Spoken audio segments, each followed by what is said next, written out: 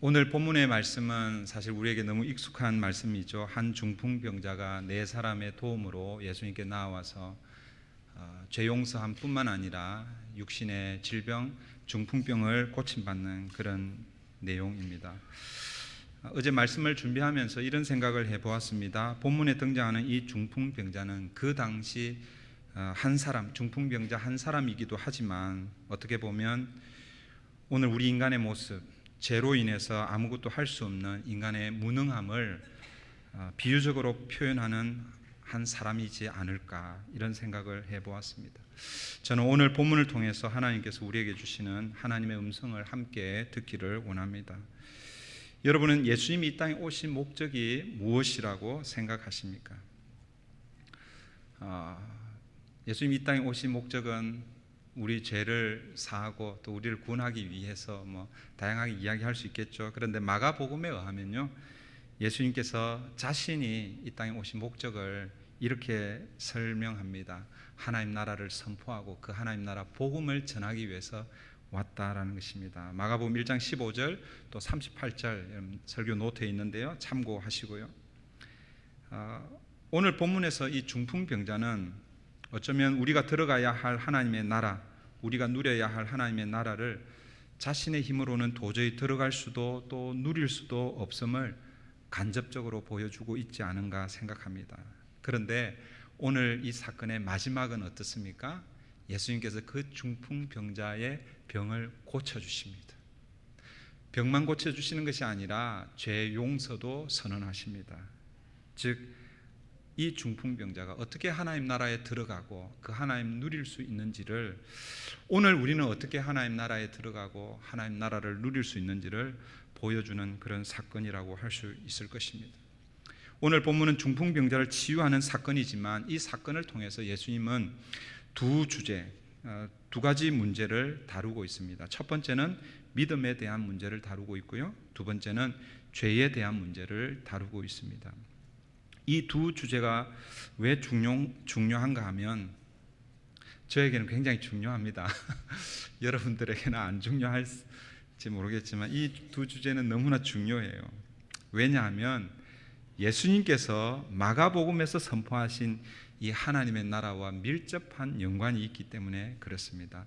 마가복음 1장 15절은 어떤 의미에서 마가복음 전체 주제 구절이라고 할 수도 있을 것입니다. 우리 말씀 노트에 마가복음 1장 15절이 있는데 우리 같이 한번 읽어볼까요? 다 같이 읽습니다. 시작. 때가 찼다. 하나님의 나라가 가까이 왔다. 회개하여라. 복음을 믿으라. 사실은 마가복음 1장 1절에 보면 뭐라고 나와 있어요? 하나님의 아들 예수 그리스도의 복음의 시작이라. 예수 그리스도께서 이 땅에 오셔서 하나님의 나라, 그 하나님 나라 복음을 시작하기 위해서 오셨다라는 것이죠. 그런데 이 15절 말씀을요, 다시 조금 더 쉽게 설명하면 이런 것입니다. 예수님이 이 땅에 오심으로 하나님의 나라가 시작된다라는 것입니다. 예수님께서 이 땅에 오심으로 하나님의 나라가 시작이 되는데 그 하나님의 나라에 누가 들어갈 수 있는가라는 것입니다. 누가 들어갈 수 있습니까? 회개하고 복음을 믿는 사람이라는 것이죠. 오늘 말씀을 다시 설명하면요, 하나님의 나라는 예수 그리스도께서 이 땅에 오심으로 모든 사람들에게 다 열려 있습니다. 그러니까 모든 사람들이 다 하나님 나라에 갈 수 있어요. 그런데 그럼에도 불구하고 모든 사람들이 그냥 그저 하나님 나라 갈 수 있는 것은 아니라는 거예요. 하나님 나라 갈 수 있는 누군가가, 하나님 나라 갈 수 있는 사람들이 있는데 그 사람들이 누가 하나님 나라에 갈 수 있는가? 누가 하나님 나라에 갈 수 있다고 말씀합니까? 회개하고 복음을 믿는 사람들이라는 것이죠. 즉 자신의 죄를 고백하고 죄의 문제를 해결해 주시는 예수 그리스도를 믿음으로 하나님의 나라에 갈 수 있다라는 것입니다. 예수님은 이 중풍병자의 치유 사건을 통해서 이 두 문제, 믿음과 죄의 문제를 다루고 계신 것입니다. 첫 번째, 믿음의 문제를 먼저 살펴보겠습니다. 믿음의 문제를 살펴보기 전에 중풍병이 어떤 병인지 좀 아는 것이 중요합니다. 물론 이미 여러분들이 중풍병이 어떤 병인지는 다 알죠. 우리 가까이에도 그런 분들을 만날 수가 있습니다. 사전에 찾아보니까요, 이 중풍병을 이렇게 설명하고 있어요. 뇌의 혈관이 막히거나 혈관이 터지는 질환, 그리고 그 결과로 몸의 일부 혹은 전신을 움직일 수 없는 병이 중풍병이다, 이렇게 설명하고 있습니다. 근데 유대인들에게 있어서 중풍병을 인식하는 그 중풍병을 어떻게 인식하고 있는가? 오늘 본문 이전, 그러니까 1장의 마지막 부분에 보면요, 나병 환자가 나오고 그 나병 환자가 예수님께 고침을 받는 그런 사건이 나옵니다. 나병 환자보다는 조금 덜 하지만 중풍병, 이 병도 사실은 이 유대인들의 인식에는요, 그 사람의 죄에 대한 결과라고 그렇게 생각하는 거예요. 전혀 그렇지 않습니다. 이 당시 유대인들이 그렇게 생각했다라는 거예요. 그래서 어떤 사람이 중풍병에 걸리게 되면 그 사람을 불결하게 생각하고 죄인과 동일 취급, 그렇게 하는 의식이 있었습니다. 나병 환자들, 중풍병 환자들, 그들이 겪는 고통 이루 말할 수 없지요. 그런데요, 상대적으로 나병 환자와 중풍병 환자들이 상대적으로 누가 더 고통을 받을까? 우리가 생각할 때는 나병 환자인 것처럼 보여요, 그죠? 나병이 걸리게 되면요, 이건 전염성이 있기 때문에 가족에서 분리가 되는 거죠. 가족으로부터 격리가 되고 또 그 마을 공동체에서 추방을 당하게 됩니다. 그래서 따로 다른 곳에서 모여 살게 되어 있습니다. 그런데 거기에 가면 누가 있어요? 자기와 똑같은 처지에 있는 사람들이 모여 있는 거예요. 그래서 가족으로부터 또 공동체로부터 버림을 받고 추방을 당해서 육체적으로 또 좀 그런 고통은 있지만 실제 같은 처지에 있는 사람들이 모여 살기 때문에 나병 환자들보다 사실은 중풍병 환자들이 훨씬 더 고통을 당합니다. 왜냐하면 중풍병자들은요, 가족으로부터 추방을 쫓겨나지 않습니다. 가족들과 함께 같이 삽니다. 같은 동네에서 삽니다. 그런데 문제는 겉으로 말은 하지는 않지만 그 사람들 마음 의식 가운데는요, 뭔가 잘못해서 저런 병이 걸렸을 거야, 이렇게 생각하는 거예요. 그러니까 가족들과 사람들 속에서 함께 살아가는데 늘 뭐예요? 죄책감이나 수치감을 가지고 사는 거죠. 그러니까 사실은 나병 환자들보다 중풍병 환자들이 훨씬 더 고통 가운데 있다라고 생각하시면 됩니다. 근데 이런 중풍병자가 오늘 본문에 등장합니다. 이 사람은 아마도 예수님께서 처음 가버나움에 오셨을 때 이 1장에 보면요, 수많은 병자들 예수님 고쳐주시거든요. 근데 아마 그때 기회를 놓쳤던 것 같아요. 그런데 예수님께서 두 번째 가버나움에 오신다는 소식을 듣고 다시 용기를 내어 주위의 사람들의 도움을 받아서 예수님께 나아가고 있습니다. 어쩌면 오늘 본문 이전에 나오는 이 나병 환자가 고침을 받았다라는 그 소문을 듣고 더 용기를 내었는지 모르겠습니다. 나병 환자가 고침을 받았다면 나도 예수님께 나아가기만 하면 고침을 받을 수 있을 거야, 그렇게 아마 믿음을 가지고 나아간 것 같습니다. 네 사람의 도움을 받아 예수님이 계신 곳으로 갑니다. 그런데 문제가 생겼습니다. 어떤 문제입니까? 4절 앞부분을 한번 보세요. 4절입니다. 무리 때문에 예수께로 데리고 갈 수 없어서. 예수님께 나아가려고 하는데 먼저 온 무리들, 먼저 온 사람들 때문에 예수님께 나아갈 수 없습니다. 여러분 같으면 어떻게 하시겠습니까? 여러분이 중풍병에 걸려 있습니다. 옴짝달싹할 수 없습니다. 친구들이 겨우 데리고 그렇게 나왔습니다. 그런데 수많은 사람들이 때문에 예수님께 갈 수가 없어요. 어떻게 하시겠어요? 오늘만 날인가? 다른 날 오자, 그렇게 하시겠습니까? 여러분, 오늘만 날입니다. 이 중풍병자에게는요, 오늘만 날인 거예요. 오늘 그 날을 놓치면 예수님을 어떻게 보면 영영 만날 수 없을 수도 있습니다. 여러분, 오늘 우리가 이 자리에 하나님 앞에 예배하는 이 자리는요, 오늘이 지나가면 물론 다음 주 또 오겠지요. 그런데 오늘 하나님께서 허락하실 은혜는 오늘이 지나가면 없는 거예요. 하나님의 은혜는 오늘 받아야 되는 것입니다. 그래서 이들이 어떻게 합니까? 지붕으로 올라갔죠. 우리가 생각하는 집 구조, 이 가옥 구조를 보면 이해하기가 쉽지가 않습니다. 그러나 그 당시 팔레스타인 지역 유대인들이 살았던 그 가옥 구조를 보면 뭐 쉽게 뜯을 수는 없지만 그래도 불가능한 건 아니에요. 옥상으로 올라갈 수 있는 계단이 있고 그 옥상에서 그 널빤지로 이렇게 덮여 있는 그것을 뜯어서 이렇게 내려갈 수 있어요. 내려갈 수 있으니까 오늘 성경에 기록이 돼 있겠죠. 그렇게 해서 오늘 이 중풍병자가 예수님을 만납니다. 그런데 여러분, 사실 그런 과정은요, 어떻게 보면 다른 사람들 또 그 분위기에서 볼 때는 굉장히 무례한 행동일 수 있습니다. 그런데 예수님께서 그 모습을 바라보시면서 예수님께서 뭐라고 말씀하시는가? 5절을 한번 보십시오. 5절. 예수께서는 그들의 믿음을 보시고, 여러분, 지붕으로 올라가서 계단을 타고 지붕으로 올라가서 지붕을 뜯고, 지붕을 뜯는데 그냥 뜯기겠어요? 거기 뭐 소리도 들렸을 것이고 이물질들이 떨어지고 그 모여 있는 사람들이 웅성웅성거리고 아마 그 어수선한 그 분위기에서 예수님께서 그들의 행동을 믿음이라고 이렇게 선언하십니다. 오늘 이 본문에 모여 있는 사람들은요, 사실은 그 예수님께서 치유를 위해서 모인 그런 현장이 아닙니다. 물론 사람들은 예수님께서 오늘은 어떤 치유, 어떤 이적을 일으키실까 이런 기대를 가지고 왔을 수 있습니다. 그러나 예수님은요, 그걸 하고 계신 게 아니에요. 여러분, 1절 2절을 우리 한번 읽어볼게요. 1절 2절입니다. 본문 1절 2절 다 같이 읽습니다. 시작. 며칠이 지나서 예수께서 다시 가버나움으로 들어가셨다.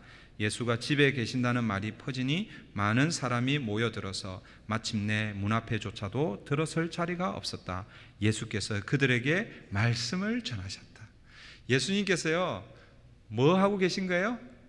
그들에게 말씀을 전하고 계신 거예요. 사실 1절에 보면 며칠이 지나서 이 가버나움이라는 이 동네, 그리고 예수님이 머문 이 집은 어떻게 보면 예수님의 전반부 사역, 갈릴리 중심의 그 헤드쿼터, 이 본거지예요.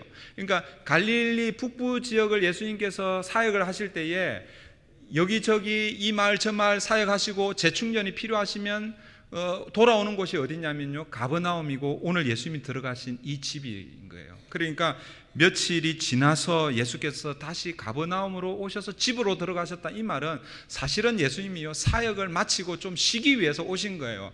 그런데 사람들이 예수님의 소문을 듣고, 예수님께서 집으로 오셨다는 그 소문을 듣고 뭔가를 또 기대하고 오고 있는 거죠. 그런데 예수님은 거기서 이유, 치유, 이적, 치유의 사건을 하지 않으시고 뭘 하고 계신 거예요? 그들에게 말씀을 전하고 계신 거예요. 어떤 말씀을 전하셨을까요? 내용은 나와 있지는 않지만 이 마가복음의 1장과 2장 연결해서 보면 적어도 하나님 나라가 어떤 것인지, 그 하나님 나라는 어떻게 들어가야 되는지, 하나님 나라 복음에 대해서 전하고 있었을 것입니다. 여러분, 한번 생각해 보십시오. 수많은 사람들이 예수님을 빽빽이 싸고 집 안에도 아마 집 밖에도 그렇게 모여 있고 거기서 예수님이 하나님 말씀을 전하는 거예요. 설교하고 계신 거예요. 그런데 천정에서 이상한 소리가 들립니다. 뭐가 떨어집니다. 그런데 침상 하나가 내려오는 거예요. 만약에 제가 그 자리에서 설교했다면 이게 뭐지 그러고 설교를 아마 제대로 못했을 거예요. 그런데 예수님은 그 설교 가운데서 그 장면을요, 설교의 재료로 이용하시는 거예요. 성경에는 그런 말은 없어요. 예수님이 이 모습을 설교의 재료로 이용하셨다 이런 말씀은 없어요. 그런데 하나님의 나라 복음을 전하면서 예수님께서 그들의 모습을 믿음이다라고 이렇게 선언하신 것을 연결해 보면 중요한 설교 보조제로 사용하셨다라고 저는 믿습니다. 왜냐하면 예수님이 하고 있는 이 설교 내지는 하나님의 나라, 이것은 믿음과 뗄래야 뗄 수 없는 관계이기 때문에 그렇습니다. 예수님께서 이 땅에 하나님 나라를 선포하고 하나님 나라 복음을 전할 때에 핵심이 무엇이냐? 그 하나님 나라에 우리가 들어가야 되는 것이죠. 그런데 그 하나님 나라에 어떻게 들어가는가? 어떻게 들어가는가입니다. 여러분 어떻게 들어갑니까? 무엇으로 들어갑니까? 여러분들의 노력으로, 여러분들의 선행으로, 여러분들의 애써 힘쓰는 그 일로, 여러분들의 일로 그 하나님 나라에 들어가시겠습니까? 아닙니다. 그 하나님 나라에 들어가는 유일한 길은 무엇입니까? 믿음인 것이죠. 아마 예수님께서 믿음에 대해서, 하나님의 나라와 믿음에 대해서 설교하고 있었는데 위에서 침상이 내려오는 것이에요. 그 침상을 바라보면서 너희들 믿음이 뭔지 아느냐? 이것이 바로 믿음이다 라고 그렇게 선언하고 있는 것입니다. 그래서 오늘 본문에서 믿음이 무엇인가? 믿음이 무엇인가? 예수님은 왜 이들이 분위기로 보면은 너무나 이상한 분위기인데 그런데 그 행동을 믿음이라고 그렇게 선언하시는가? 예수님은 중풍병자와 그의 친구들이 자기에게로 어떤 심정으로 나오는지를 예수님은 꿰뚫고 계시기 때문에 그렇습니다. 어떤 마음으로 오는 것입니까? 내가 가지고 있는 이 문제, 예수님께 나아가기만 하면 예수님께서 해결해 주실 거야 라는 믿음을 가지고 나오는 것이지요. 그렇지 않으면 그 수고를 할 이유가 없는 것이죠.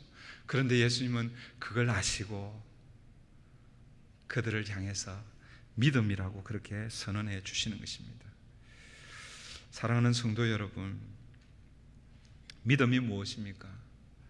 믿음은요, 예수님께 나아가는 것입니다.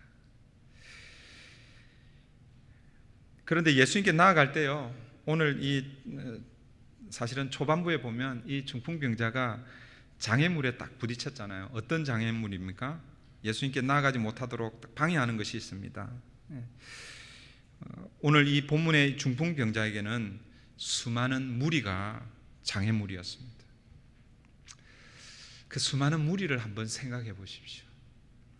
중풍병자와 비교해 보면 예수님께 먼저 온 사람들입니다. 여러분들 한번 질문을 한번 던져볼게요. 여러분들은 먼저 온 사람들입니까? 아니면 후에 올 중풍병자입니까? 저는 여러분들이 지금 현재 이 자리에 앉아 계시다라는 것은 지금 시점으로 볼 때는 먼저 온 사람들입니다. 그래서 이것을 여러분 기억하셔야 됩니다. 혹시 저와 여러분 때문에 먼저 와 있는 여러분들 때문에 혹시 아직 오지 않은, 앞으로 자기 힘으로는 도저히 움직일 수 없는 중풍병자들이 이 밖에는 여전히 많이 있는데 그들이 혹시 우리 때문에 주님을 만날 기회를 놓치고 있다면 사실 우리는 굉장히 조심해야 되는 것이죠. 물론 오늘 본문은 제가 여기에 포커스를 두려고 하는 것은 아닙니다. 이 중풍병자가 이 수많은 무리에 딱 부딪혔는데, 그 장애물에 부딪혔는데, 여러분 한번 생각해 보십시오. 그 장애물 앞에서 더 이상 예수님께 나아갈 수 없구나 포기하고 그 자리에 주저앉았다면, 아니 다시 침상에 누워서 자기 집으로 돌아갔다면 오늘 본문에 일어난 이 치유 사건, 그 사건은 일어나지 않았을 것입니다. 사랑하는 성도 여러분, 우리도 믿음의 여정을 걸어가고 있습니다. 이 믿음의 여정 가운데는요, 크고 작은 여러 가지 장애물들이 있을 수 있습니다. 때로는 물질이 예수님께 나아가는데 방해가 되는 장애물이 될 수가 있고요. 여러분들이 경영하는 비즈니스나 여러분들의 직장, 눈에 넣어도 아프지 않을 여러분들의 자식들이 어떤 때는요, 하나님께, 주님께 나아가는 장애물이 될 수가 있습니다. 물질이 너무 많아도요, 예수님께 나아가기가 힘든 거예요. 복음서에 보면 부자 청년이 나오는 이야기를 아시죠? 그 부자 청년이 예수님을 만납니다. 예수님을 좋아합니다. 마지막에 예수님께서 넌 나를 따르라 라고 콜링하십니다. 부르십니다. 그런데 이 부자 청년이요, 자기가 가지고 있는 그 재물 때문에 예수님을 따르는 것을 주저합니다.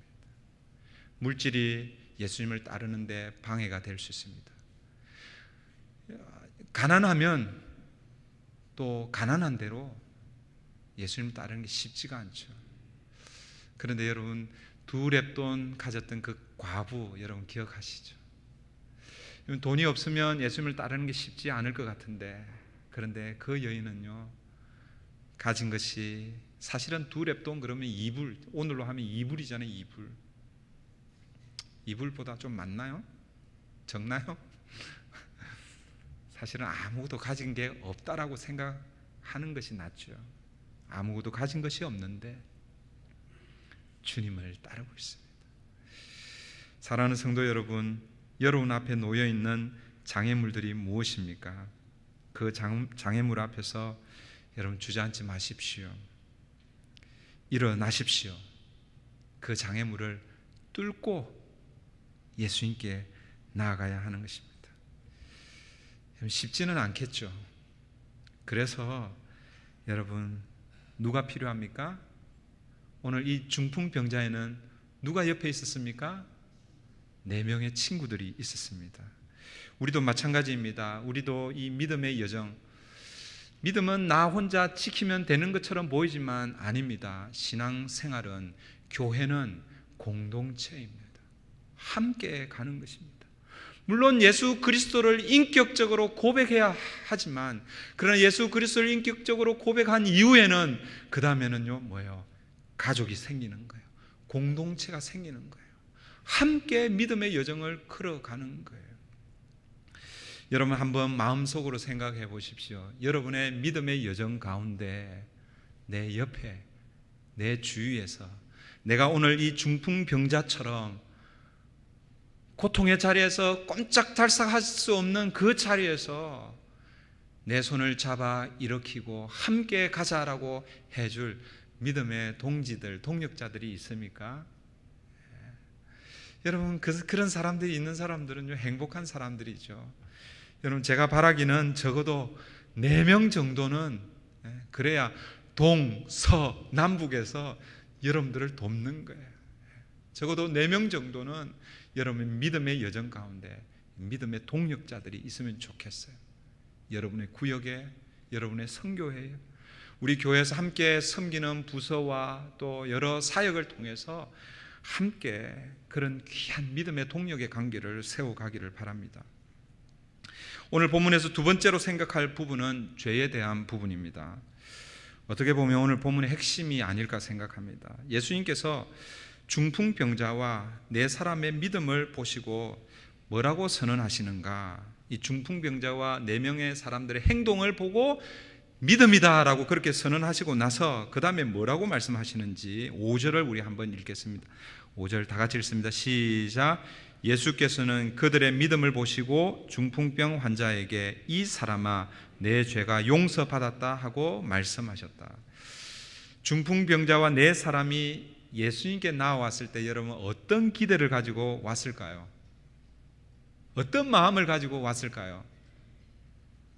당연히 예수님을 만나면 내 병이 치유될 거야, 내 친구의 병이 치유될 거야, 이런 기대를 가지고 왔을 것입니다.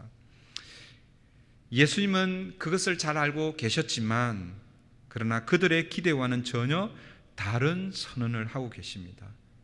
내 죄가 용서받았다. 여러분 이 예수님의 이 선언, 내 죄가 용서받았다, 이 선언에는 어떤 의미가 있는가? 2가지 의미가 있습니다. 첫 번째는 예수님께서 내가 죄 용서의 권세를 가지고 있다라는 그런 의미입니다. 그리고 두 번째는 이 헬라어 단어를 이제 여러분들이 공부를 하시면 좋겠지만 이 헬라어 단어의 원래 뜻은 뭐냐면 나중에 죄가 용서받을 것이다가 아니라 지금 이 자리 현장에서 용서가 이루어지고 있다, 용서를 받았다라는 그런 의미입니다.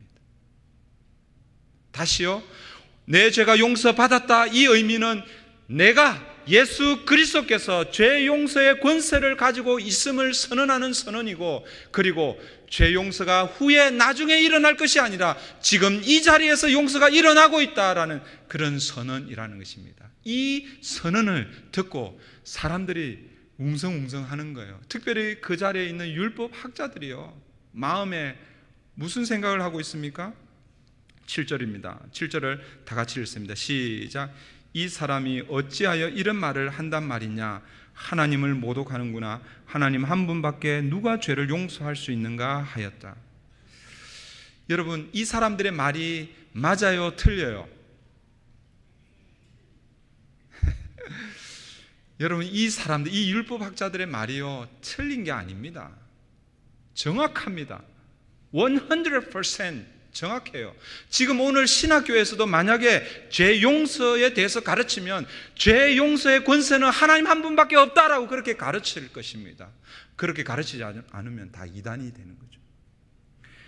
여러분, 이 율법학자들이 가지고 있는 이 생각은요, 정확합니다.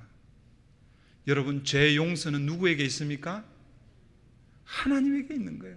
오직 하나님 한 분만 죄를 용서할 수 있는 것입니다. 하나님께서 죄를 용서한다 하더라도 이 죄 용서가 어디에서 이루어져야 됩니까? 지금 이 자리는 아니에요. 이스라엘 백성들, 유대인들이 죄 용서를 어디에서 경험합니까? 무엇을 통해서 죄 용서를 경험합니까?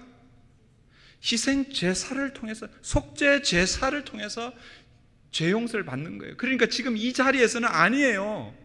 만약 하나님이 용서를 하실 때 어디에요? 희생 제물을 잡고 제사장의 그 절차를 가지고 속죄제를 드릴 때, 그때 뭐예요? 어디에서요? 성전에서 죄 용서가 이루어지는 것이죠. 그런데 지금 예수라는 청년이 성전도 아닙니다.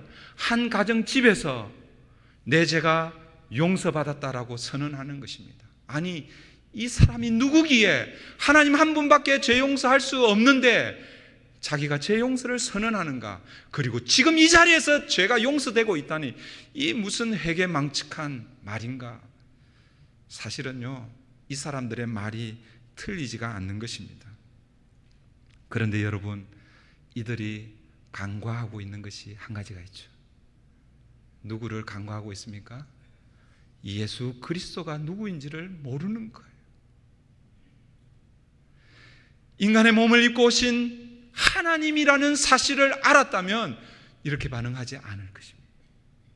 그러니까 예수님은 오늘 이 사건을 통해서 무엇을 선언하시냐 하면, 단순히 중풍병 환자를 고치는 것이 아니라 내가 바로 죄 용서의 권세를 가지고 있는 하나님이다라는 하나님 선언이라는 것입니다. 그리고 그 하나님의 나라, 그 하나님의 나라는 죄의 문제를 해결하지 않으면 절대로 들어갈 수 없다라는 것을 오늘 본문이 우리에게 보여주고 있는 것이죠. 예수님은 이들의 생각을 잘 알고 있었습니다.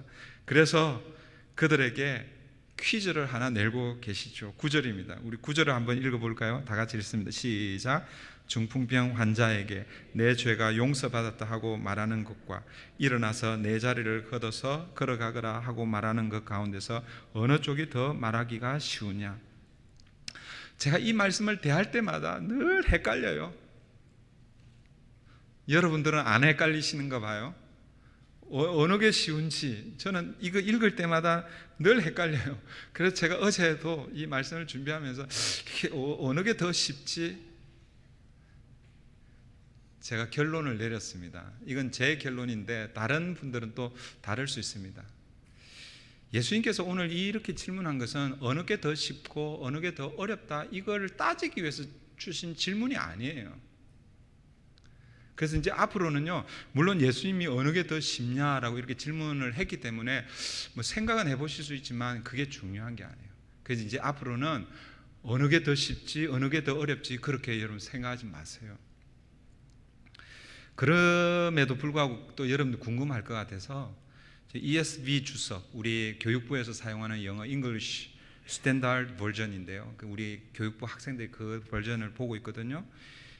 이 성경책을 주석한 ESV 주석이 있는데 그 주석에 보니까 이렇게 설명하고 있어요. 표면적으로 겉으로 드러난 것은 내 죄가 용서받았다고 말하는 것이 더 쉽다, 이렇게 설명하고 있는 거예요. 제가 가만히 보니까 그게 더 쉬운 것 같아요. 옛날 개역 한글, 개역 개정을 보면요 아리까리해요.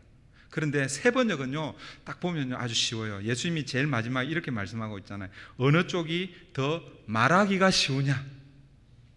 어느 쪽이 더 말하기가 쉬우냐? 잘 보세요. 내 죄가 용서받았다. 그 다음에 내가 자리에서 일어나서 네 자리를 걷어서 일어나서 걸어가거라. 어느 쪽이 말하기가 쉬워요?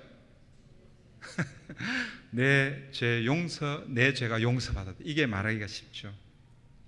그런데 이 주석이요, 겉으로 표면적으로는 그렇지만 내용을 들여다보면, 속을 들여다보면 아니라는 거예요.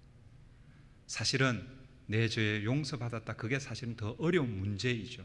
그런데 제가 가만히 보니까 둘 다 사실은 어려운 문제예요.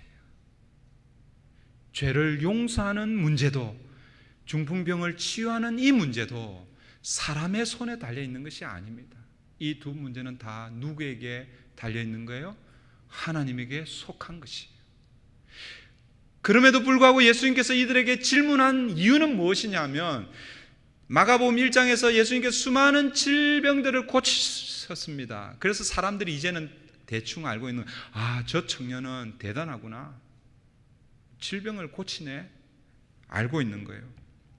그런데 예수님은 오늘 본문을 통해서 예수님 자신이 질병만 고치시는 분이 아니라 내가 죄도 용서할 수 있는 권세도 가지고 있음을 오늘 본문은 우리에게 말씀해 주고 있는 거예요.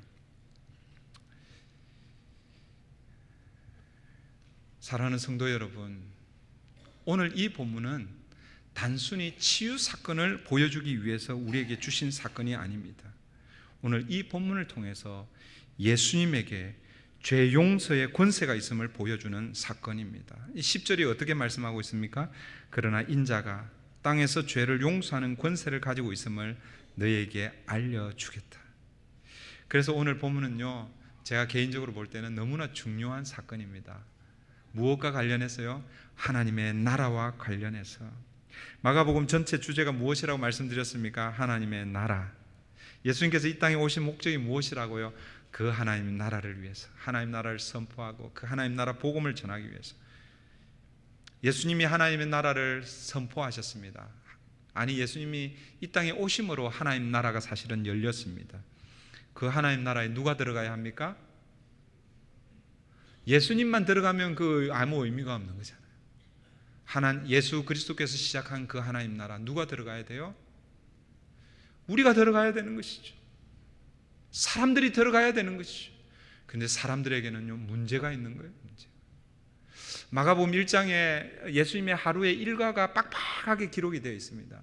그러니까 이른 새벽부터 저녁 늦은 시간까지 예수님의 일과가 기록이 되어 있습니다. 그 일과 가운데 예수님께서 하신 일들이 참 많이 있는데, 그 중에서 수많은 사람들, 각양각색의 질병들을 고치는 모습을 보여주고 있습니다. 그 본문이 우리에게 말해주는 것은요, 이 땅을 사는 많은 사람들, 아니 모든 사람들은요, 크고 작은 문제들을 다 안고 살아가는 거예요. 1장 사건을 통해서 예수님께 가기만 하면 겉으로 드러나 있는 그 육신의 질병 문제들이 다 해결된다라는 것입니다. 그런데 여러분, 육신의 문제가 해결된다고 해서, 육신의 질병이 치유받는다고 해서 하나님 나라에 들어갈 수 있느냐라는 것입니다. 여러분, 우리 인간은 겉으로 드러나 있는 육신적인 문제만 있는 것이 아니라 눈에 보이지 않는 또 다른 문제, 영적인 문제가 우리 안에 있다라는 것입니다. 그것이 무엇입니까? 그것이 바로 우리의 죄 문제라는 것입니다. 오늘 본문은요, 죄의 문제가 해결되지 않으면 하나님 나라 갈 수 없다라는 것을 우리에게 보여주는 것입니다. 여러분, 다시 마가복음 1장 15절을 여러분 기억하시면 좋을 것 같습니다. 마가복음 1장 15절입니다. 때가 찼다. 하나님 나라가 가까이 왔다. 회개하고 복음을 믿으라. 예수 그리스도의 초림으로 하나님의 나라가 이미 시작이 되었습니다. 이제 누구나 하나님 나라에 들어갈 수 있습니다. 그런데 하나님 나라에 들어가는 조건이 무엇입니까? 회개하고 복음을 믿으라는 것입니다. 회개가 먼저 선행되어야 한다는 것이죠.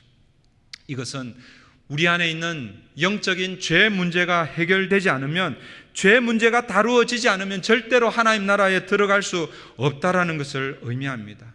우리의 겉으로 드러나는 육신적인 문제가 다 해결되었다고 해서 다 하나님 나라에 갈 수 있다라는 것이 아니라는 것입니다. 아니, 오히려 육신의 문제는 여전히 남아있는데 죄의 문제가 해결되지 않으면, 아니 죄의 문제가 해결되기만 하면 육신의 문제는 아무 의미가 없다라는 것입니다.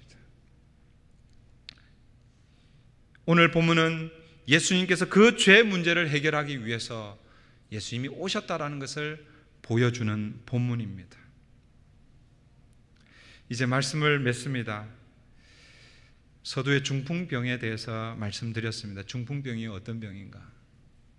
내 혈관에 문제가 생겨서 더 이상 이 머리, 뇌의 지시를 받지 못하는 병이 중풍병입니다. 내가 아무리 명령을 내려도 몸이 말을 듣지 않습니다. 머리가 지시하는 대로 손과 발, 몸이 움직이지 않습니다. 그런데 여러분, 오늘날 진짜 중풍병자는 누구일까요? 육신적으로 말고요, 영적으로요. 혹시 저와 여러분은 이 중풍병 거기에 해당되지는 않습니까? 오늘 우리는 하나님의 자녀라고 하면서 예배의 자리에 나와서 예배를 통해서 하나님의 말씀을 듣습니다. 하나님께서 우리에게 말씀하시는데 문제는 은혜도 받고 감동도 받고, 그런데 문제는 우리의 삶이 변하지 않습니다. 우리의 삶의 자리에서는 하나님의 말씀과는 전혀 상관이 없이 살고 있습니다. 만약 그렇게 살고 있다면 우리가 영적으로 심각한 중풍병에 걸린 자들일 것입니다. 사랑하는 성도 여러분, 저와 여러분의 머리가 누구입니까? 우리는 누구의 지시를 받아야 합니까? 하나님께서 예수 그리스도를 교회의 머리로 주셨습니다. 그러므로 우리는 머리 대신 예수님의 명령을 따라야 합니다. 여러분들은 어떻습니까? 명령대로, 말씀대로 잘 살고 계십니까? 만약 그렇게 살고 계시다면 참 귀한 일이고 감사한 일입니다. 만약 그렇지 못하다고 하면 오늘 본문의 말씀을 비추어서 우리는 두 가지를 점검해야 합니다. 첫 번째, 다시 믿음을 점검해야 합니다. 내가 예수님을 믿습니다. 예수님을 믿습니다. 물론 이게 믿음일 수 있습니다. 그러나 오늘 본문 이 마가복음에서 말씀하고 있는 이 믿음은 어떤 믿음입니까? 믿습니다 고백만 하는 것이 아니라 예수님께로 나아가야 합니다. 예수님께로 나아간다는 게 무엇입니까? 예수님의 머리 되심을 인정하고 예수님의 말씀대로 사는 것이죠. 오늘 우리의 삶 가운데서 내가 믿음으로 산다고 하는데 정말로 예수님의 말씀을 붙들고 사는지, 그 믿음을 우리가 점검해야 합니다. 예수님께 나아가려고 하는데 내 앞에 놓여있는 장애물들이 없는지, 물질이든 그것이 여러분들이 하는 일이든 여러분의 자녀이든 여러분들이 귀하게 여기는 취미 생활이든, 여러분 이런 것들이 예수님께 나아가도록 방해한다면 여러분 그거 내려놓아야 합니다. 그래야 우리가 사는 것입니다. 또 한 가지는 무엇입니까? 우리 안에 있는 죄의 문제입니다. 겉으로 드러나지 않습니다. 만약에 우리의 죄가 겉으로 드러났다면 여러분들이 여기에 있지 않겠지요. 감옥에 갔든지 아니면 그에 대한 합당한 대가를 치르고 있을 것입니다. 그런데 문제는 우리 안에 있는 죄가 드러나지 않는 거예요. 그런데 여러분들은 아실 거예요. 하나님이 아시는 거예요. 오늘 주님께서 오늘 그 문제를 다루시기를 원하십니다. 그냥 그 자리에 주저앉아 있으면 절대로 그 문제를 다룰 수 없습니다. 이 중풍병자가 그냥 자기의 자리에 그 침상에 누워 있었으면 자신의 죄 문제를 다룰 수 없었을 것입니다. 그런데 그가 예수의 소문을 듣고 믿음으로 예수님께 나아갈 때 육신의 질병뿐만 아니라 그 속에 자리 잡고 있는 죄의 문제도 해결받았습니다. 사랑하는 성도 여러분, 오늘도 우리 하나님께서 우리를 부르시고 계십니다. 여러분 어떻게 하시겠습니까? 믿음으로 반응하십시오. 믿음이 무엇이라고요? 예수님께로 나아가는 것입니다. 예수님께로 나아가는 게 뭡니까? 주님의 지시를 받는 것이죠. 주님의 말씀 붙들고 사는 것이죠. 이번 한 주간도 그 주님의 말씀 붙들고 여러분의 삶의 자리에서 힘차게 주님을 향해서 달려가는 저와 여러분 되시기를 바랍니다.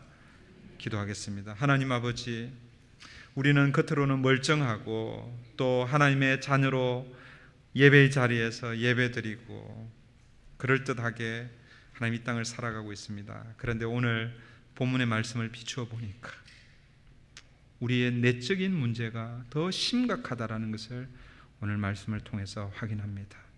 오늘 내 자리에 그냥 주저앉아서 하나님이 말씀하시는데 그 말씀을 외면하고 살고 있지는 않은지요. 다시 자리를 박차고 일어나서 머리 대신 우리 주님의 말씀 붙들고 이 땅을 향해 나아가는 저희들 되게 도와주시옵소서. 감사하며 예수님의 이름으로 기도하옵나이다. 아멘.